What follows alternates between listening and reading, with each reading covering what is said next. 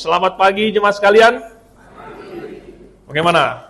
Saya tidak tahu bagaimana dengan Anda, tapi lagu-lagu yang kita nyanyikan menggugah hati saya. Nah, saya merasa senang dan sukacita kalau mendengar lagu-lagu ini. Sepanjang minggu kita dibombardir dengan lagu-lagu yang dunia ini suguhkan. Ya. Ada yang viral, ada yang trending, ada yang nggak tahu lagi bagaimana. Dan itu semua seolah-olah mau dunia bor masuk ke dalam otak kita, sehingga kapanpun kita, dimanapun, yang kepikiran lagu-lagu dunia. Betapa nikmatnya kalau kita bisa punya lagu-lagu yang indah, yang rohani. Oke. Hari ini kita akan membuka Alkitab dari Matius pasal yang ke-5. Ayat yang saya yakin sudah tidak asing lagi buat kita, ayat yang ke-20. Matius pasal yang ke-5, ayat yang ke-20, adalah bagian dari khotbah Tuhan Yesus di bukit. Suatu khotbah yang luar biasa, yang sebelumnya tidak pernah didengar oleh orang-orang pada zaman itu, yang menafsirkan kebenaran firman Tuhan secara gamblang, tetapi sekaligus mengejutkan, karena ternyata selama ini mereka bukan menafsirkan hukum Taurat mereka dengan benar. Karena ternyata selama ini mereka hanya mengikuti kata-kata dan huruf-hurufnya, menciptakan suatu sistem legalitas untuk memuaskan kedagingan mereka sendiri, dan membohongi diri mereka bahwa mereka bisa masuk surga dengan melakukan hukum Taurat. Tapi datang Yesus. Lalu kemudian Yesus memberikan suatu penafsiran yang benar, bahwa masuk surga itu bukan dengan cara yang mereka pikir. Ayat yang ke-20 kita baca sama-sama. Matius pasal 5, ayat 20. 1, 2, 3. Maka aku berkata kepadamu, jika hidup keagamaanmu tidak lebih benar daripada hidup keagamaan ahli-ahli Taurat dan orang-orang Farisi, sesungguhnya kamu tidak akan masuk ke dalam kerajaan surga. Kita berdoa. Bapa di surga, mohon Roh Kudus memimpin kami, menuntun kami kepada pengetahuan akan kebenaran.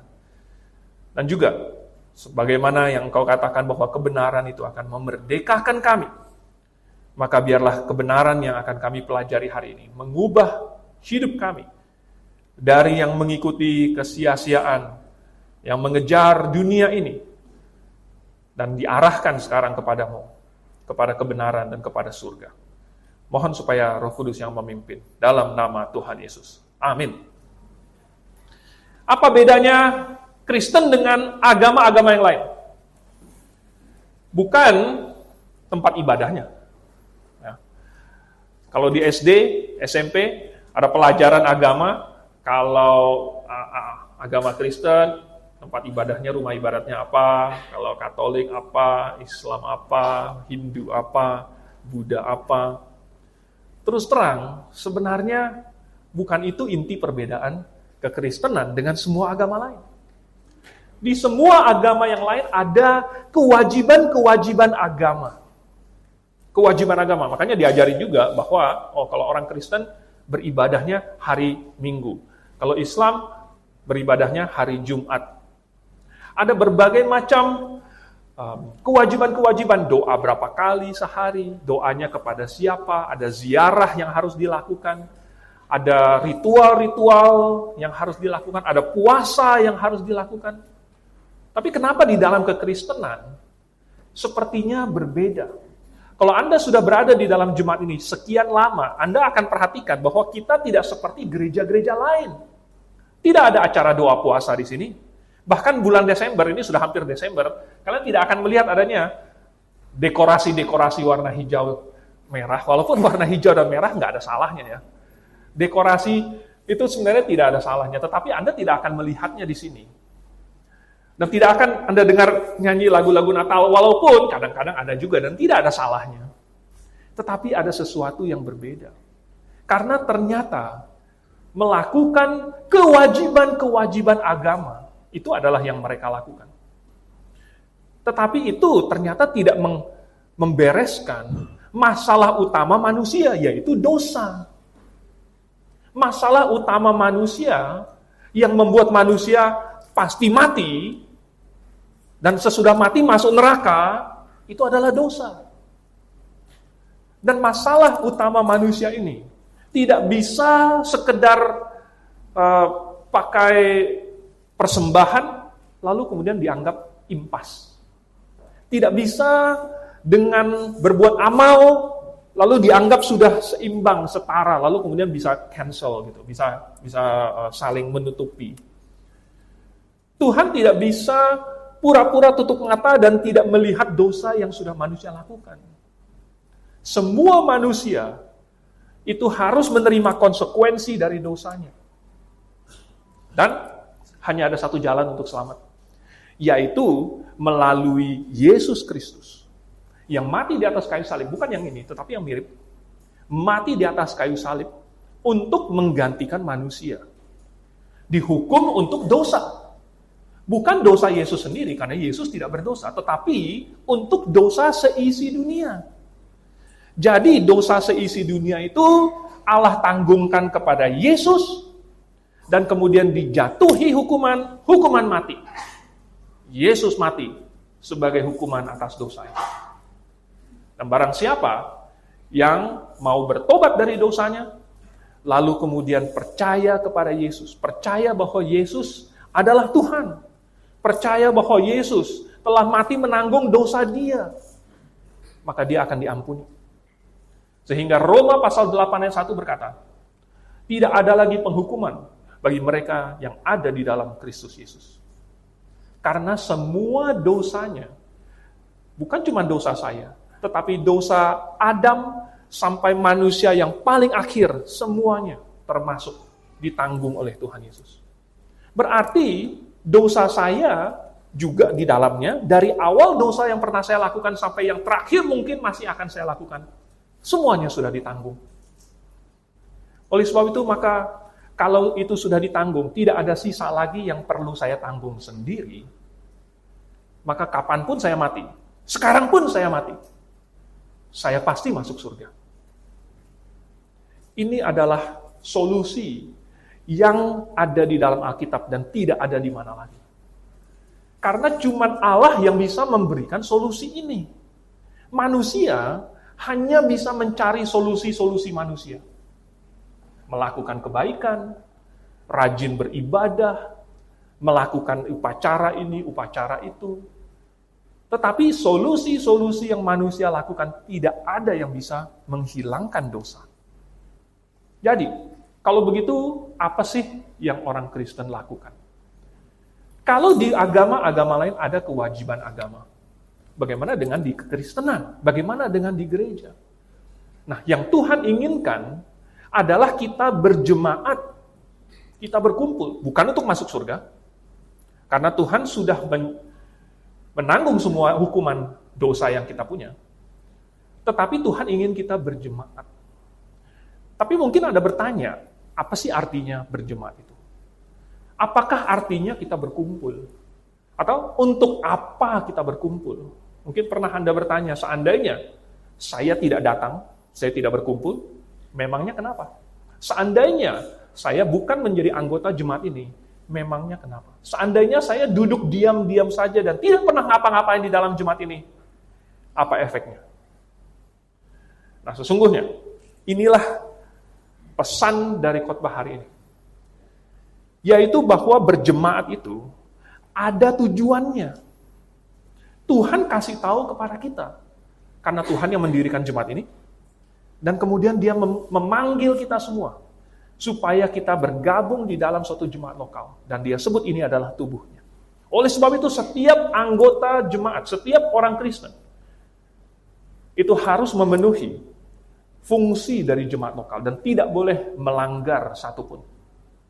Hari ini saya ada bagikan 4. Nomor 1, jemaat lokal atau tubuh Kristus itu fungsinya mencari dan menyelamatkan yang hilang. Ini adalah fungsi utama, tujuan utama Di dalam Lukas pasal yang ke-19, Tuhan Yesus lewat di kota Yeriko, lalu kemudian ketemu dengan Zakius. Sesudah Tuhan Yesus menumpang di rumah Zakius, ternyata ada banyak suara-suara sumbang yang berkata, kenapa guru menginap di rumah pemungut cukai, seorang yang berdosa? Karena pada zaman itu, pemungut cukai itu bukan kayak sekarang petugas pajak ya. Petugas pajak sekarang itu kan gampang ya, pokoknya berdasarkan NPWP-nya saja.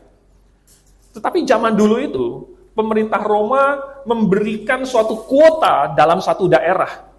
Daerah ini pokoknya kuotanya berapa, dan terserah si petugas pajak itu, pemungut cukai, untuk mengumpulkannya. Berarti dia harus datangin satu-satu, lalu kemudian ditagih. Dan berapa banyak yang dia dapat itu, kuotanya harus disetorkan kepada pemerintah pusat, dan sisanya buat dia. Berarti pendapatan dia adalah dari kelebihan yang orang lain bayarkan. Kelebihannya. Ya. Jadi, bagaimana pemungut cukai ini bisa menjadi kaya raya? Adalah kalau dia tarik banyak-banyak. Yang satu ini ditarik banyak, sebenarnya lebih daripada yang perlu. Tetapi dia bilang, pokoknya ini dari Roma, pokoknya harus bayar segini, pokoknya ada tambahan lagi, ada pajak ini, pajak itu, pajak pertambahan nilai lah, bangunan, nggak tahu apa lagi ya, zaman itu. Akhirnya dia menjadi kaya raya. Oleh sebab itu maka orang-orang mengecap ini orang berdosa. Kalau jadi pemungut cukai, ini orang berdosa. Kalau hari ini Anda jadi petugas pajak atau yang ngitungin pajak, bukan orang berdosa. Jangan disamakan. Tetapi orang-orang itu tidak senang bahwa Yesus menginap di rumah orang berdosa. Tuhan, ada rumah saya bukan pemungut cukai, kenapa Tuhan tidak mau menginap di rumah saya? Tuhan Yesus bilang apa? Anak manusia datang untuk mencari dan menyelamatkan yang hilang. Yang hilang, ini tujuan utama Tuhan Yesus. Bahkan ketika Tuhan Yesus naik ke surga pun, dia kemudian meninggalkan pesan untuk murid-muridnya.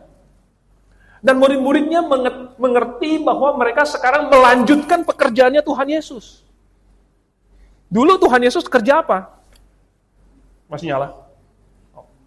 Dulu Tuhan Yesus kerjanya apa? Bukan tabib. Tuhan Yesus bukan tukang sembuhin orang. Tetapi Tuhan Yesus mencari dan menyelamatkan yang hilang. Dan yang paling penting di dalam suatu jemaat lokal itu adalah untuk mencari dan menyelamatkan yang hilang. Untuk itu, diperlukan doktrin yang benar. Diperlukan Injil yang benar-benar menyelamatkan orang. Karena ternyata bagi orang-orang Yahudi pada waktu itu, ya, mereka giat sekali loh. Ya. Ada ahli Taurat, ada orang Farisi. Mereka adalah orang-orang yang sangat hebat. Mereka puasa bisa 2 kali seminggu. Di sini kalau kita puasa 2 kali seminggu mungkin semuanya langsing ya. Mereka ada kasih persepuluhan dari semuanya dihitung ditakar setepat-tepatnya supaya jangan sampai kurang. Mereka begitu hebat, tetapi ternyata pesan mereka itu belum menyelamatkan mereka. Itu saja cukup. Kalau mikrofon bisa 1 kurang. Kalau Injil 1 saja cukup. Asal benar. Jadi Injil yang diberitakan oleh Tuhan Yesus itu memperbaiki yang selama ini mereka kira. Betapa banyaknya gereja sekarang yang tidak mengajarkan Injil yang benar, sehingga anggota-anggotanya masih bingung. Saya tanya, kalau mati sekarang pasti masuk surga atau tidak? Ya, itu sih terserah Tuhan. Saya percaya saya orang baik, jadi kalau saya mati, moga-moga masuk surga. Ini banyak sekali. Tetapi, kalau orang masih belum tahu Injil yang benar, belum tahu bahwa dosanya sudah diampuni, belum tahu bahwa semua dosanya sudah diampuni, maka mungkin dia ragu-ragu, maka mungkin dia masih bilang, ya oke lah, terserah Tuhan. Maka masih mungkin dia mengaku orang yang baik. Saya sendiri nggak berani mengaku orang yang baik, saudara. Saya terpaksa mengaku diri saya orang yang berdosa. Tetapi dosa saya sudah diampuni oleh Tuhan. Saya adalah orang berdosa yang menerima kasih karunia dari Tuhan secara cuma-cuma. Bukan karena kehebatan diri saya sendiri, tetapi karena kebenaran Yesus Kristus. Betapa banyaknya gereja yang mengajarkan bahwa untuk masuk surga harus dibaptislah, harus makan perjamuan lah, harus berdoa kepada orang-orang tertentu, harus melakukan ini dan itu. Padahal itu semua dilakukan oleh orang Farisi dan ahli Taurat. Ada gereja yang mengajarkan masih harus mengikuti hukum Taurat, masih harus memelihara hari Sabat, masih pantang makanan-makanan tertentu, haram katanya. Itu sudah dilakukan oleh orang Farisi dan ahli Taurat, tetapi Tuhan Yesus tetap bilang kalau hidup keagamaanmu tidak lebih benar dari mereka, tidak bisa masuk ke dalam kerajaan surga. Jadi, Injilnya harus benar. Sering sekali Pak Suhento bertanya, siapa yang sudah pasti masuk surga? Pasti masuk surga. Lalu kemudian angkat tangan. Lalu Pak Suhento ancam sedikit. Kalau saya tunjuk mesti bisa jawab kenapa. Wah, mungkin ada yang takut turunkan tangan. Karena Injil yang benar itu harus dipahami dengan sempurna, dengan baik. Baru dia bisa yakin, baru dia tahu apa yang dia percayai. Kalau dia belum mengerti, berarti dia belum bisa meyakininya. Tidak bisa meyakini sesuatu yang Anda belum pahami. Jadi ini penting sekali. Lalu, sesudah mempunyai Injil yang benar, harus ada suatu keinginan, suatu tekad, suatu dorongan, suatu usaha, suatu pengorbanan anggota-anggota jemaatnya untuk memberitakan Injil itu. Harus ada. Kalau sudah punya Injil yang benar, tetapi tidak ada keinginan, tidak dilakukan pemberitaannya, maka sama saja bohong. Maka lingkupnya hanya sekitar di sini saja. Bagaimana dengan tujuan jemaat yang harusnya mencari dan menyelamatkan yang hilang? Jadi, apakah anggota-anggota memiliki dorongan ini? Saya sudah pernah ceritakan suatu cerita. Saya cerita lagi. Di suatu pantai yang berbahaya, ada rutin angin yang kencang, ombak yang tinggi, sekaligus batu karang yang tersembunyi. Ini adalah resep untuk banyaknya terjadi karam kapal. Di situ ada satu stasiun penyelamat. Kecil sekali. Dan mereka hanya punya satu buah perahu. Tetapi mereka selalu siap siaga. Setiap kali ada panggilan SOS, ada kapal yang menabrak karang, ada yang karam, maka segera awak dari stasiun penyelamat itu langsung menaiki perahu kecil mereka dan berusaha menyelamatkan sebanyak mungkin orang. Dan ini mereka lakukan dengan sangat rajin. Sehingga lama-kelamaan stasiun itu menjadi terkenal. Bahwa inilah stasiun penyelamat yang berhasil menyelamatkan banyak jiwa. Lalu mendengar itu, banyak orang menjadi terharu dengan kisah stasiun penyelamat ini. Lalu mereka pun banyak yang ingin bergabung, atau ingin menyumbang, atau ingin menjadi anggotanya. Jadi mereka datang ke situ, mereka bikin suatu klub. Ada yang ikut volunteer, kalau begitu kita akan ikut juga di dalam ini misi penyelamatan. Mereka beli perahu-perahu baru, ya. Mereka merekrut dan training penyelamat-penyelamat yang lain untuk mengisi perahu-perahu kecil itu, dan mereka mulai menyelamatkan lebih banyak lagi orang yang bisa mereka selamatkan. Lalu kemudian anggota-anggotanya ini semakin lama semakin banyak. Ada yang menyumbangkan tempat yang, maksudnya supaya tempatnya lebih bagus. Karena tadinya tempatnya, stasiunnya kecil. Mungkin bangunannya tidak begitu bagus. Jadi disumbangkan uang untuk renovasi, lalu kemudian dipasangkan bangku-bangku yang nyaman. Di situ ada tempat untuk memasak, untuk makan. Di situ juga kemudian dipasang hal-hal yang bagus-bagus. Ada hordennya dan ada karpetnya. Karena orang senang dengan stasiun penyelamat itu. Tetapi lama-kelamaan, ya, orang-orang di dalamnya itu mereka walaupun senang berkumpul di situ, dan setiap kali mereka kumpul, mereka senyum, ketawa, mereka salam-salaman, tetapi makin sedikit yang benar-benar berminat untuk keluar jadi penyelamat yang masuk di dalam perahunya. Jadi mereka bilang, kalau begitu kita sewa orang aja. Kita panggil orang supaya orang lain itu yang masuk ke dalam perahu-perahu penyelamat itu, dan mereka yang pergi untuk nolong kapal yang karam. Sedangkan anggota-anggota itu sendiri, mereka ya pokoknya jadi satu klub. Wah, mereka di situ kalau ada acara Thanksgiving, kalau ada acara Natal, mereka makan-makan di situ. Tetapi mereka makin sedikit yang berminat untuk pergi melaut dan menyelamatkan orang. Akhirnya suatu saat terjadi suatu perpecahan karena ada sebagian anggota yang bilang bahwa enggak, kita harus tetap ingat misi awal stasiun ini. Tetapi ada anggota-anggota lain yang bilang, ya itu bisa dilakukan oleh orang lain. Ya. Kita sebagai anggota-anggota di sini, ya kita sudah nyaman di sini. Kalau kalian mau pergi menyelamatkan orang, ya sudah kalian bikin stasiun penyelamat yang lain aja. Dan akhirnya terjadi. Akhirnya stasiun itu ditinggalkan oleh sebagian anggotanya yang semangat itu. Lalu kemudian mereka bikin satu stasiun penyelamat lagi, tidak jauh dari situ, masih di pantai itu. Tetapi kemudian kisah yang sama berulang lagi. Yang tadinya kecil, lalu kemudian menjadi besar, mendapat anggota-anggota baru, lalu kemudian tidak melaut lagi. Saudara, kisah ini cuma alegori. Tetapi pahamkah Anda apa stasiun penyelamat itu?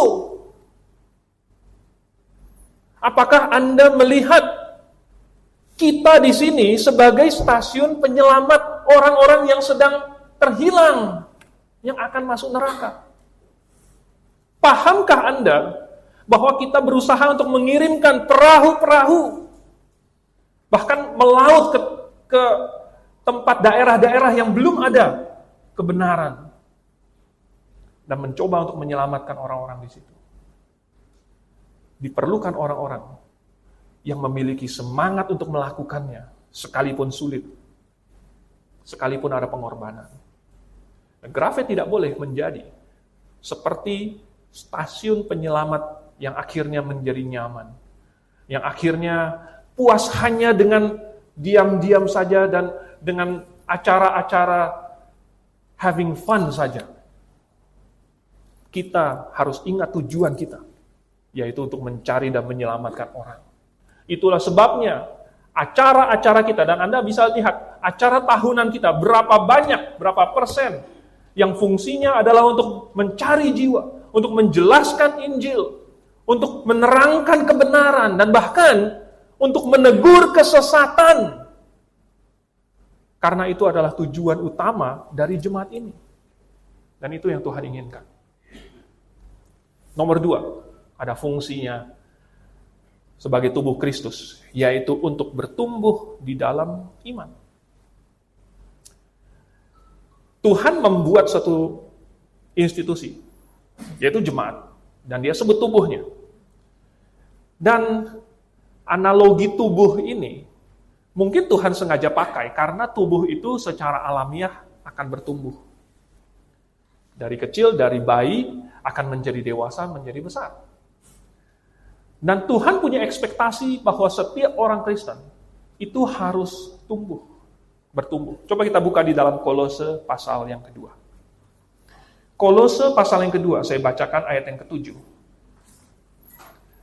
Paulus menasihatkan jemaat di Kolose, hendaklah kamu berakar di dalam Dia dan dibangun di atas Dia. Hendaklah kamu bertambah teguh dalam iman yang telah diajarkan kepadamu, dan hendaklah hatimu melimpah dengan syukur.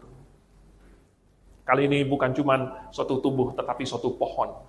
Berakar ke bawah, dibangun ke atas, makin kokoh, makin teguh. Ini ekspektasi dari orang Kristen yang makin bertumbuh. Lalu dalam Ibrani pasal yang kelima. Ibrani pasal yang kelima, saya baca mulai dari ayat yang ke-11. Tentang hal itu, banyak yang harus kami katakan, tetapi yang sukar untuk dijelaskan karena kamu telah lamban dalam hal mendengarkan. Sebab sekalipun kamu ditinjau dari sudut waktu, sudah seharusnya menjadi pengajar, kamu masih perlu lagi diajarkan asas-asas pokok dari pernyataan Allah. Dan kamu masih memerlukan susu, bukan makanan keras. Sebab barang siapa memerlukan susu, ia tidak memahami ajaran tentang kebenaran. Sebab ia adalah anak kecil. Tetapi makanan keras adalah untuk orang-orang dewasa yang karena mempunyai panca indera yang terlatih untuk membedakan yang baik daripada yang jahat. Ternyata ada perbedaannya antara yang masih bayi dengan yang sudah dewasa. Yang masih memerlukan susu dengan yang sudah bisa makan makanan keras. Ada suatu progres, ada suatu pertumbuhan. Tetapi, apakah orang Kristen bisa bertumbuh hanya dengan datang kebaktian? Ternyata tidak. Buktinya, ada banyak orang Kristen yang sudah menjadi Kristen puluhan tahun, 20, 30, 40 tahun menjadi orang Kristen. Tetapi kenapa masih tetap orang Kristen awam? Kan katanya, ditinjau dari sudut waktu, sudah seharusnya menjadi pengajar. Ya, coba bayangkan, kita bandingkan saja dengan misalnya dunia akademis. Kalau kita belajar mulai dari TK nggak tahu berapa tahunnya, SD pokoknya 6, SMP, SMA berarti 12 tahun. 12 tahun belajar. Ya.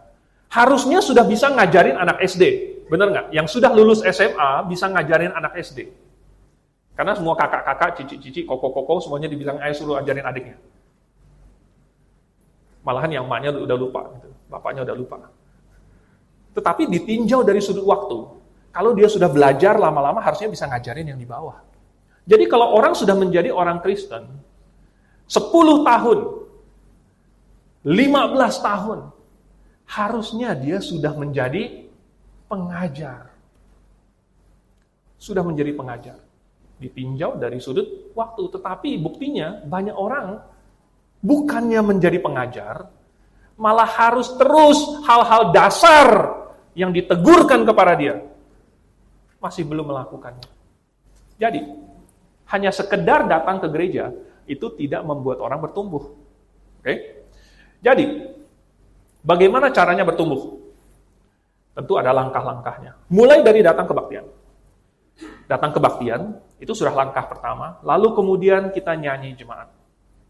Oh, saudara, nyanyi jemaat, bernyanyi itu adalah suatu aktivitas. Tetapi beda dengan karaoke, ya, di mana orang nyanyi, sekarang yang populer apa sih karaoke? Saya nggak tahu. Beda dengan bernyanyi di gereja. Bernyanyi di gereja itu memuji Tuhan. Jadi bernyanyi jemaat itu adalah suatu aktivitas rohani.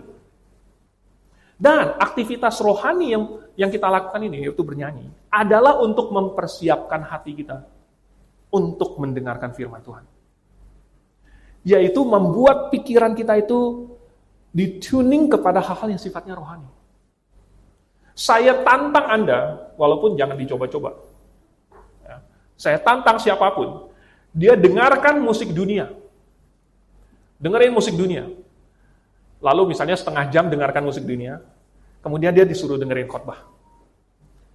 Saudara, itu pikirannya yang sudah entah diisi dengan Justin Bieber, ya, atau diisi dengan Bruno Mars, yang baru-baru ini lagi populer. Lalu kemudian disuruh mendengarkan khotbah. Wah, nggak nyambung. Nggak nyambung. Bagaimana Anda bisa nyanyi apa tuh yang sekarang lagi apate? Nggak tahu saya apate itu. Sampai saya cari, saya Google apa itu apate. Oh, ternyata itu adalah permainan minum alkohol di Korea. Ya, jadi orang kalau dia main alkohol, maksudnya minum minum sama teman-teman, lalu kemudian ngomong apa nggak tahu gimana caranya. Kalau itu yang dinyanyiin terus, karena itu muncul terus kan, muncul di mana-mana, ada iklannya, ada apa segala macam. Kalau itu, lalu kemudian disuruh, ayo belajar firman Tuhan. Aduh, tiba-tiba belajar ini ya, hari perhentian yang disediakan Allah. Saudara, sulit untuk mengubah ini jalurnya. Tapi bayangkan kalau Anda selama 6 hari di luar gereja sudah diisi dengan hal-hal yang duniawi. Anda memikirkan pekerjaan, Anda memikirkan sekolah, Anda memikirkan entertainment. Lalu kemudian Anda datang ke gereja lagi, masih diisi dengan lagu-lagu entertainment. Bagaimana Anda siap untuk mendengarkan firman Tuhan? Jadi bernyanyi, mulai dari bernyanyi. Jadi lain kali, saya tidak mau ada anggota yang datang ke sini hanya sekedar duduk saja dan melewatinya. Kalau kita sedang bernyanyi, bernyanyilah dengan sepenuh hati. Maka nyanyian itu akan memenuhi hati kita dan menyiapkan pikiran kita. Lalu kemudian masuk ke dalam firman Tuhan, ke dalam khotbah. Di dalam khotbah, minimal harus ada 2 hal. 1, harus ada pengajaran doktrinal. Harus ada pengajaran doktrinal. Bukan pengajaran moral. Bukan pengajaran kesuksesan. Bukan pengajaran motivasional. Tapi pengajaran doktrinal. Kenapa? Karena pengajaran doktrinal lah yang akan membukakan pikiran, menyingkapkan Allah kepada pikiran kita.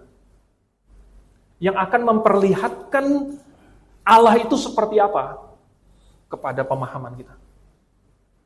Pengajaran moral, walaupun baik, sudah kita ketahui. Itu tidak menyingkapkan apa-apa lagi tentang Tuhan. Pengajaran yang motivasional, walaupun bagus, tetapi ya hanya motivasi-motivasi saja. Semua orang bisa dimotivasi, semua orang senang. Yang diperlukan adalah pengajaran yang doktrinal. Misalnya, tentang peralihan sistem ibadah. Rupanya Tuhan pernah menciptakan suatu sistem yang bersifat simbolik untuk melambangkan juru selamat yang akan datang.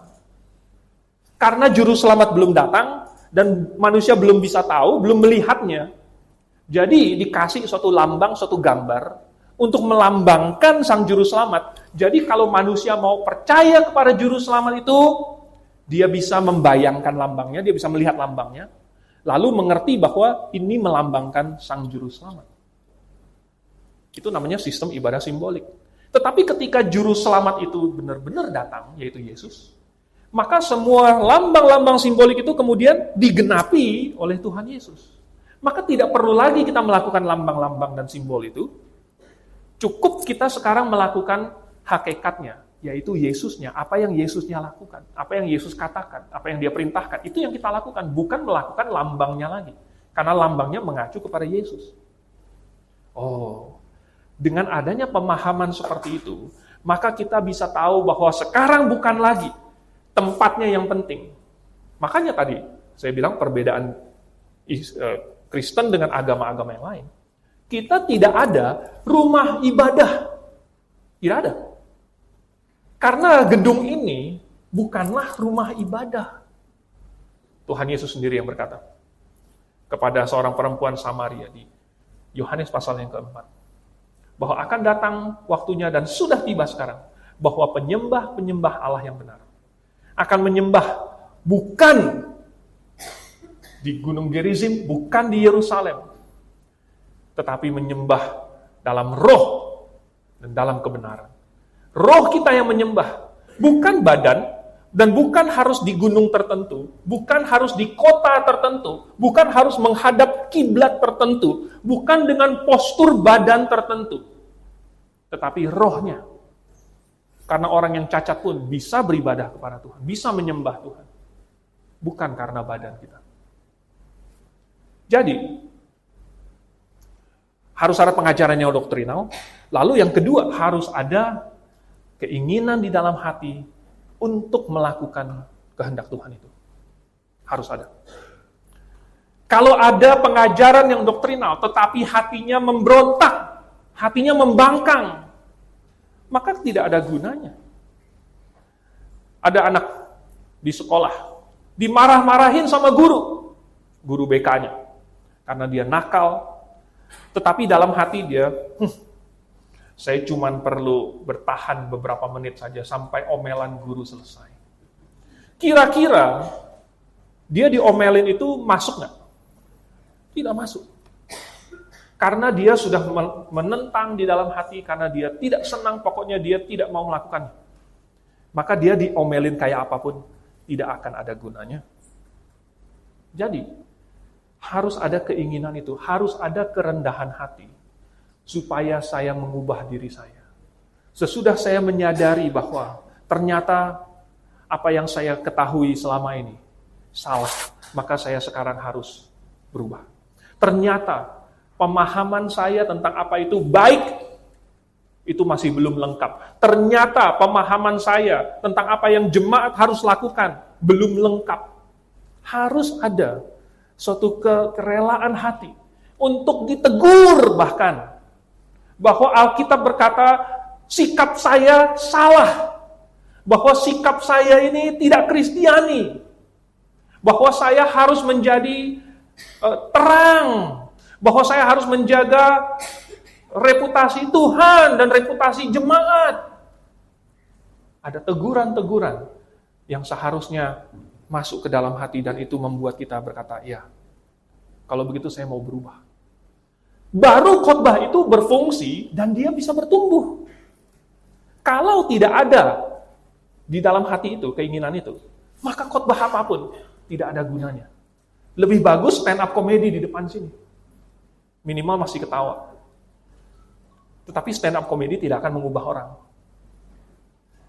Dan juga hati yang tidak mau diajar tidak akan berubah.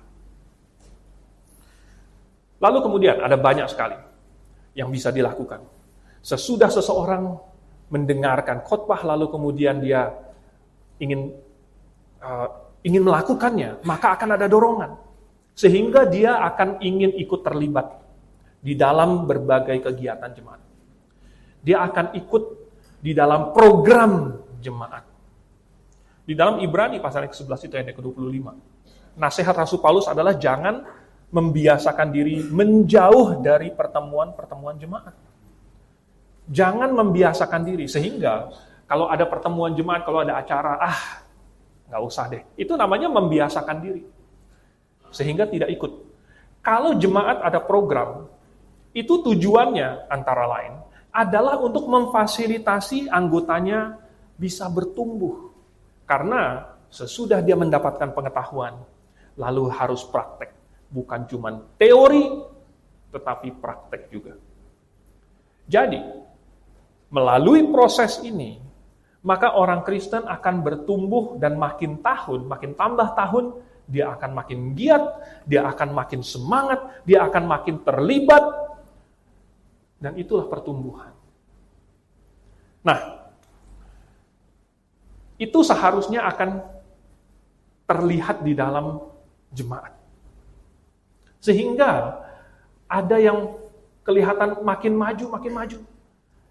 Yang lain melihat yang itu makin maju, harusnya, saya juga harus makin maju. Sehingga bersama-sama saling mengangkat. Dan tidak ada orang yang sekali diselamatkan sudah langsung hebat. Semua orang harus bertumbuh mulai dari kecil. Pernah ada satu turis, dia jalan-jalan di kota-kota Italia. Di sini tempat Leonardo da Vinci dilahirkan. Di sini tempat Michelangelo dilahirkan. Lalu dia datang ke satu kampung. Dia lihat kampungnya ini sepi. Lalu dia lihat ada satu pak tua di situ. Dia bilang, siapa orang terkenal yang lahir di kota ini? Saya sudah pergi ke tempat kelahirannya ini. Kalau di kota ini, siapa ya orang terkenal yang lahir? Pak tua itu bilang, nggak ada. Cuman bayi yang lahir di sini. Tidak ada orang terkenal lahir di sini. Tidak ada orang hebat yang lahir di sini. Semua yang lahir di sini adalah bayi. Karena tidak ada orang yang lahir sudah langsung hebat, saudara. Jadi, sekalipun Anda sekarang ini masih seperti tunas yang baru tembus tanah, Anda harus bertumbuh dan suatu hari Tuhan akan pakai Anda menjadi alatnya yang luar biasa. Itu tujuan jemaat. Lalu yang ketiga, tujuan jemaat.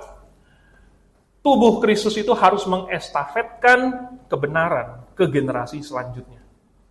Ini sangat penting sekali. Ini salah satu tujuan inti. Ini semuanya tujuan inti sih.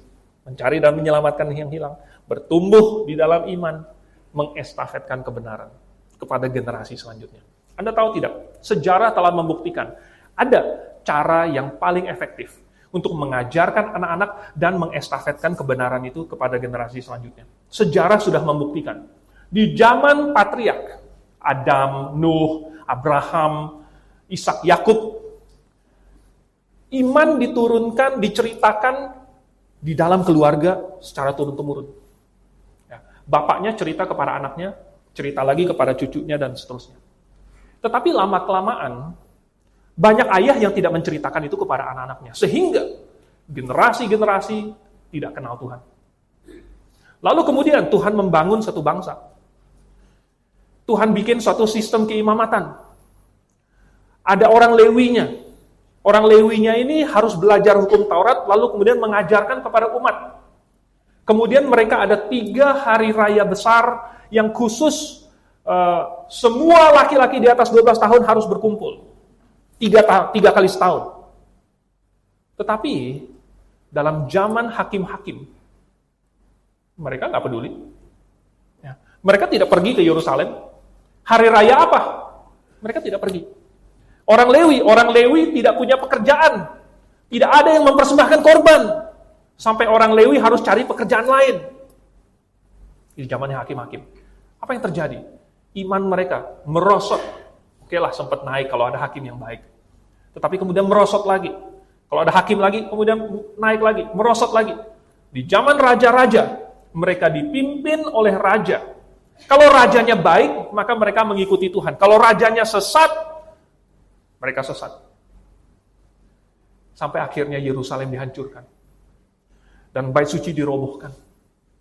Lalu kemudian mereka tidak punya tempat. Di mana kita beribadah? Akhirnya mereka kemudian beribadah di rumah mereka masing-masing. Mereka membuat tempat perkumpulan. Dan mereka melakukannya secara rutin. Bukan cuma 3 kali setahun. Tetapi setiap hari Sabat. Setiap hari Sabat itu, mereka berkumpul di situ. Dan tujuannya adalah untuk belajar kitab suci. Mereka menyimpan, di situ ada gulungan-gulungan kitab suci.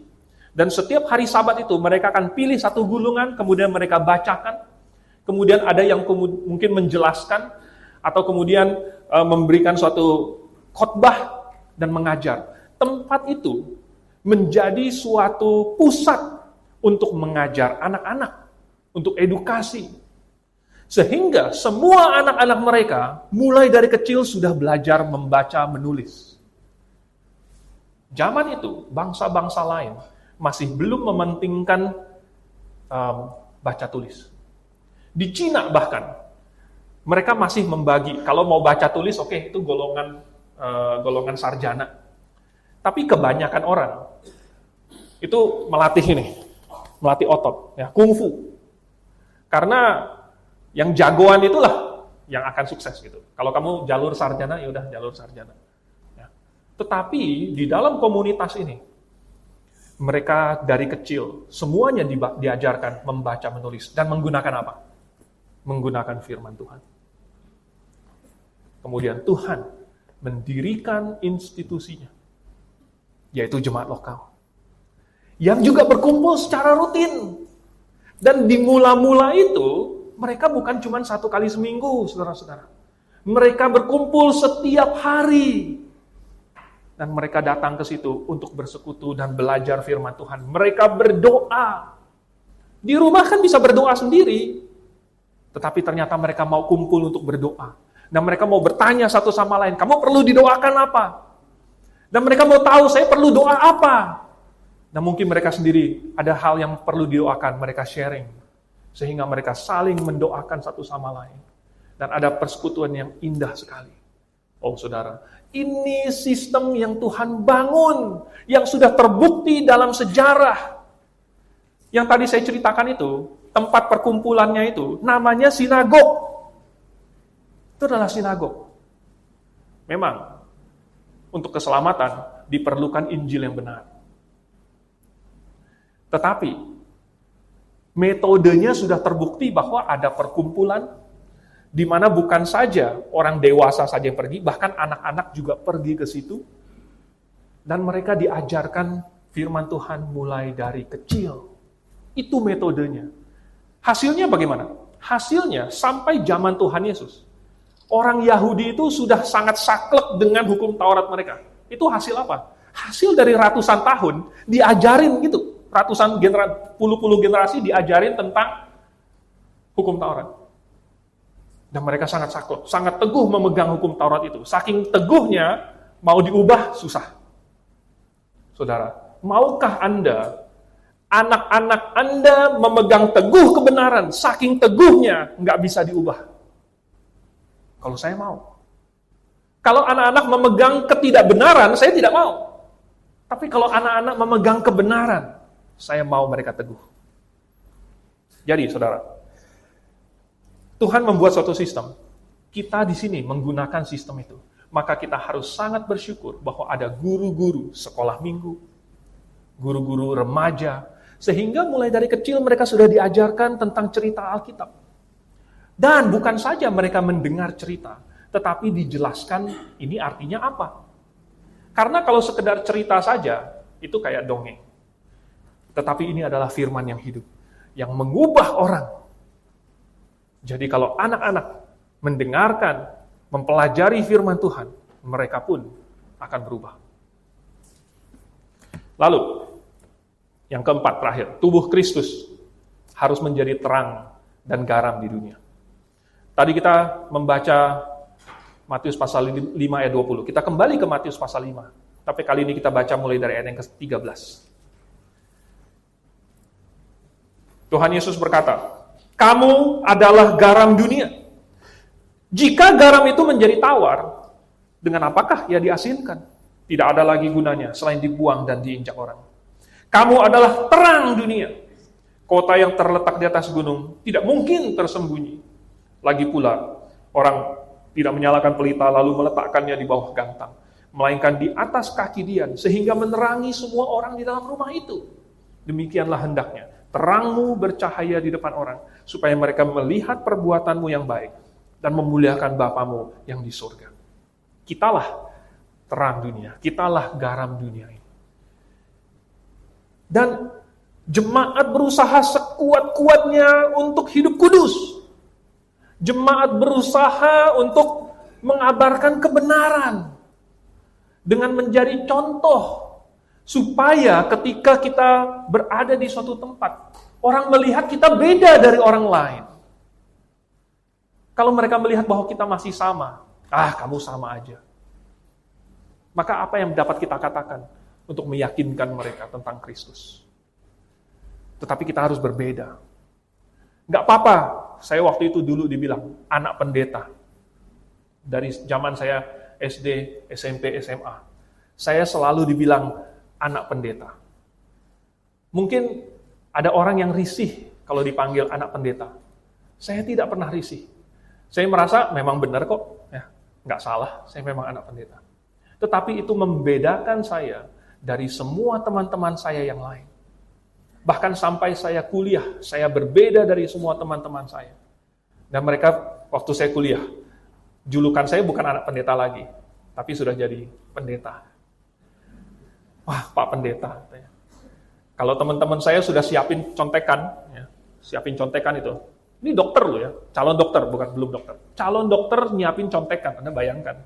Kalau di klinik sudah ketemu dengan Anda, dia mau nyontek apa? Teman-teman saya sudah nyiapin contekan. Saya tanya, lagi ngapain ini? Pak Pendeta jangan dekat-dekat. Ya. Pak Pendeta ini jangan dekat-dekat, ini kami lagi mau mempersiapkan ujian. Jadi saya selalu belajar sendiri. Teman-teman saya yang lain belajar sama-sama, saya belajar sendiri. Tapi kalau saya ikut dengan mereka, bagi dong contekannya. Ya. Bagaimana saya bisa bersaksi kepada mereka? Wah, Pak Pendeta aja nyontek. Padahal di situ ada juga biarawati. Ya. Yang satu angkatan dengan saya, ada biarawati yang mengambil. Dia nggak jadi dokter, dia tidak mengambil profesinya, jadi dia cuma sampai sarjana kedokteran saja. Tapi ternyata dia ikutan juga. Saya dalam hati menang. Merasa menang. Saya tidak menyerah kepada godaan. Ya. Saya bertahan dan saya berbeda dari dunia ini. Kitalah terang, kitalah garam yang menunjukkan perbedaan antara yang salah dengan yang benar, yang jahat, yang bobrok dengan yang baik, yang kudus. Jemaat yang melakukan itu. Dan seandainya dunia di sekeliling kita tidak mau mendengarkan kita, mereka mencibir kita, mereka menganiaya kita harus tetap berdiri. Karena terang kota yang terletak di atas bukit tidak mungkin tersembunyi, dan tidak mungkin kota itu kemudian masuk ke dalam tanah dan ngumpet. Tidak bisa. Kita adalah kota yang terletak di atas bukit. Kita harus tetap menjadi terang. Dan sekalipun mereka tidak mau datang ke sini dan berbakti dan percaya kepada Tuhan Yesus, adanya suatu gereja di Sunter yang setia, yang tidak kompromi, itu adalah peringatan buat mereka. Sama seperti dulu Lot berada di kota Sodom. Cuman bedanya Lot memilih untuk tinggal di Sodom. Kita bukan memilih untuk tinggal di Sodom. Tetapi adanya satu orang benar di situ. Satu orang benar membuat seluruh kota meradang. Karena ketika seluruh kota itu menyerbu rumah Lot dan mereka gedor-gedor, Lot bilang jangan. Mereka bilang apa? Kamu orang asing mau menjadi hakim di atas kami. Sekarang kami akan menganiaya engkau lebih daripada 2 orang itu. Sekarang mereka malah marah sama Lot. Kita tinggal di dunia ini. Malah mereka marah dengan kekudusan kita, marah dengan kebaikan kita. Inilah Indonesia. Walaupun saya cinta tanah air dan bangga dengan tanah air ini, tetapi budaya korupsinya hampir nggak bisa ditolong lagi. Kalau korupsi itu mesti bagi-bagi. Bagi-bagi. Supaya apa? Supaya kalau saya kena, kamu juga kena. Kamu ngambil juga kan. Jadi bagi-bagi. Kalau ada satu orang yang tidak mau, satu orang yang tidak ambil, ini bahaya. Dia yang akan dibenci oleh seluruh temannya. Kalau bosnya suruh supaya bikin pembukuan ganda, kalau dia tidak mau, dia menjadi liability. Akhirnya dia yang didepak. Saudara, hidup kudus di dunia ini, itu pasti akan mengalami penganiayaan. Tetapi kita adalah garam, kita adalah terang dunia, kita tidak punya pilihan. Kita harus tetap setia kepada kekudusan, kepada kebenaran. Kitalah yang menahan laju kebobrokan itu. Jadi saudara, apakah Anda ingin menjadi bagian dari jemaat yang mencari dan menyelamatkan yang hilang? Yang memfasilitasi pertumbuhan anggota-anggotanya? Yang mengestafetkan kebenaran kepada anak-anak Anda dan kepada cucu Anda nanti? Dan yang menjadi terang, yang memberikan Anda suatu landasan supaya kamu bisa berdiri teguh dan menjadi terang di dunia ini. Apakah Anda mau terlibat di dalamnya, menjadi aktif di dalamnya? Bergabunglah di sini dan bertumbuh bersama dalam nama Tuhan Yesus. Mari kita berdoa. Bapa di surga, kami menyadari bahwa diri kami berdosa dan tidak memiliki harapan selain di dalam Yesus Kristus. Kami tahu bahwa hanya karena kasih karunialah kami sekarang memiliki hidup. Dan oleh sebab itu maka hidup kami ini akan kami pakai bukan untuk diri kami sendiri, tetapi untuk Yesus yang telah menebus kami. Dan seandainya kami mendengarkan firman Tuhan sudah sekian lama, tetapi kami masih menolaknya atau kami menundanya di dalam hati. Oh Tuhan, tolong tegur kami, supaya kami bisa membuat keputusan yang benar.